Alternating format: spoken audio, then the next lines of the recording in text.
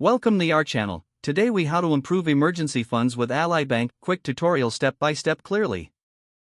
Open your web browser and navigate to the Ally Bank website. Once on the home page, locate the option for savings accounts. Click on it to learn more. Next, review the details of the Ally online savings account. Look for the competitive interest rates offered. These rates can significantly enhance your emergency fund growth. After reviewing, click on the Open Account button. You will be prompted to create an account or log in if you already have one. If you need to create an account, fill in the required personal information.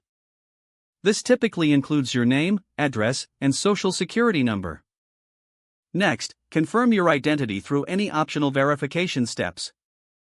Once your identity is confirmed, choose the funding option for your account. You can transfer funds from an existing bank account. Make sure you select a comfortable amount for your initial deposit. After funding your new account, set up automatic transfers to build your emergency fund. Decide on a regular transfer schedule, whether weekly or monthly. With automated transfers, saving becomes a seamless habit. Review your savings goals to ensure they align with your financial plans. You may also want to create a specific goal for your emergency fund. Check Ally's tools that help track your savings progress.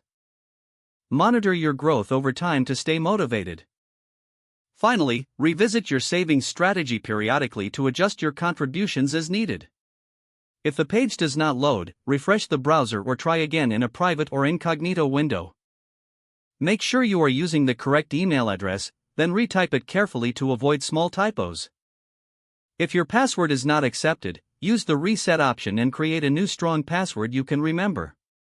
Check your spam folder for verification or security emails, then complete any requested confirmation steps.